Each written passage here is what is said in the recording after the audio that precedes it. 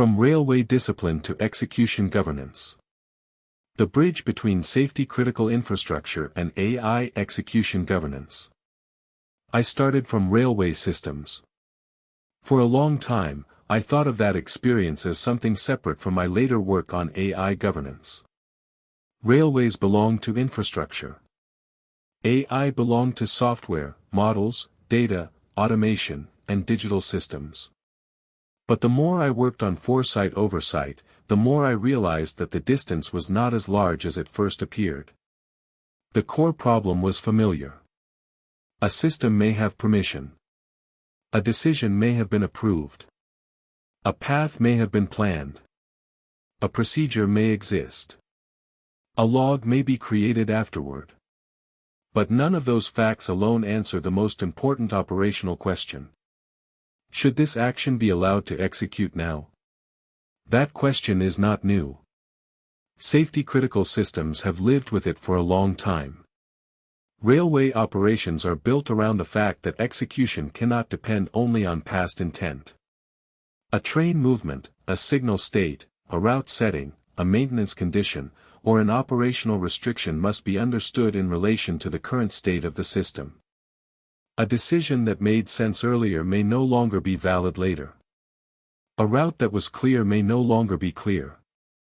A condition that was stable may have changed. An authorization that existed may have expired. A restriction may have been introduced. A signal may no longer support movement. A maintenance state may make the action unsafe. A delay may have changed the operating context. In that environment, the question is not simply whether someone once intended the movement to happen. The question is whether the system still supports the movement at the moment it is about to occur. That is a different kind of thinking. It is not only planning. It is not only approval. It is not only documentation. It is not only after-the-fact review.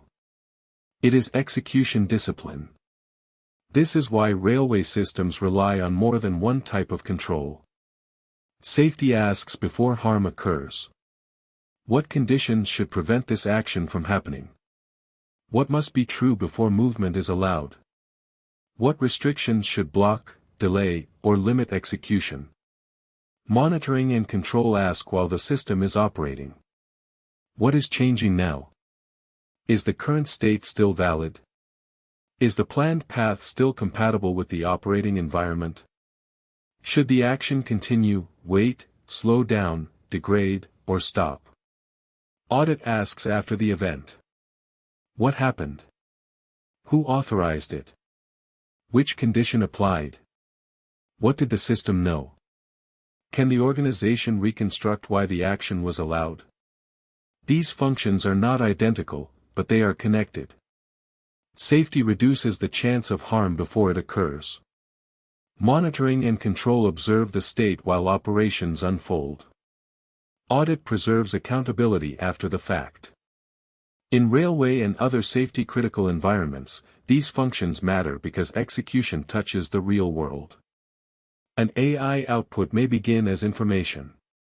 It may be a recommendation, a classification, a generated message, a prediction, a ranking, a decision support result, or an automated instruction.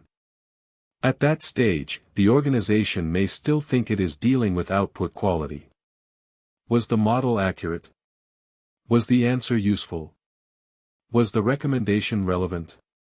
Was the prediction statistically sound? Those questions matter.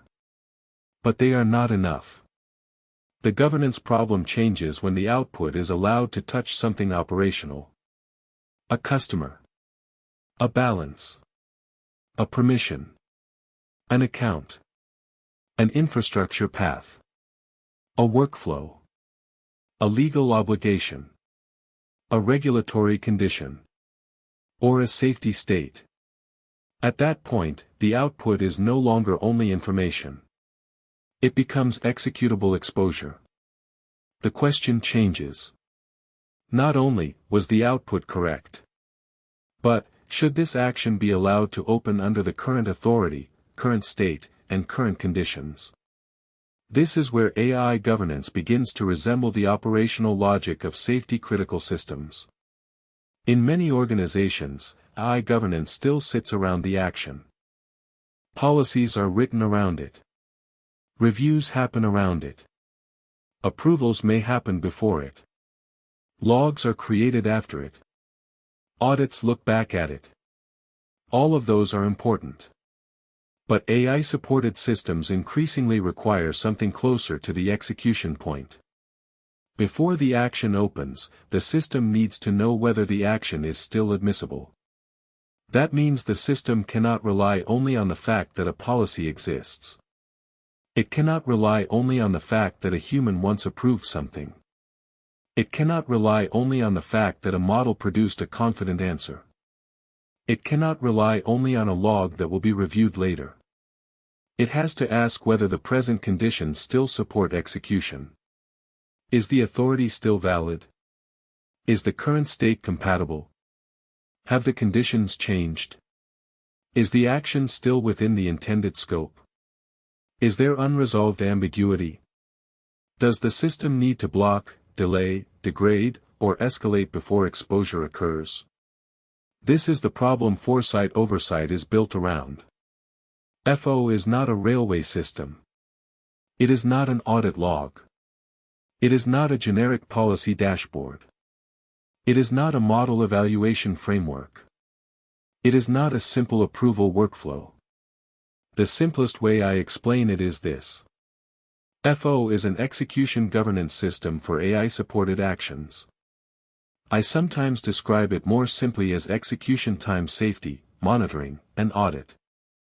3 functions meeting at one boundary. That wording matters. Safety matters because some actions should not open when risk conditions are unresolved. Monitoring matters because the current state may change between approval and execution. Audit matters because when something happens, the organization must be able to reconstruct why the action was allowed, blocked, delayed, degraded, or escalated. But the key is that these are not separate afterthoughts. They meet at the execution boundary. That boundary is the moment when an AI-supported output attempts to become a real action.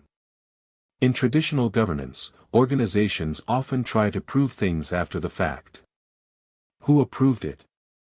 Which policy applied? What did the system know? What condition changed? Why was the action allowed? Why was it not blocked? Why was it not escalated?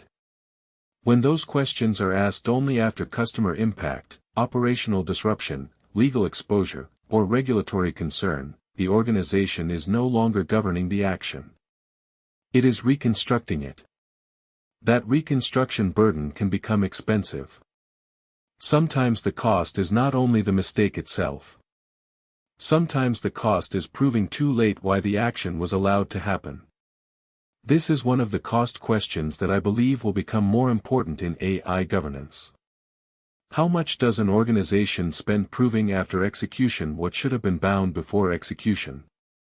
Railway systems taught me that execution is not just the final step of a decision. Execution is the point where conditions must still hold. That lesson transfers directly into AI governance. An AI system may be capable. A model may be accurate. A workflow may be efficient. An approval may exist. A log may be available. But if the action opens under unresolved authority, unresolved state, or unresolved conditions, the organization has exposure. The goal of execution governance is not to slow AI down. It is to prevent capability from becoming execution under unresolved conditions. That is the bridge between railway systems and Foresight Oversight. The language has changed. The technology has changed. The systems are different. But the operational truth remains. Execution should only open when the current state still supports it.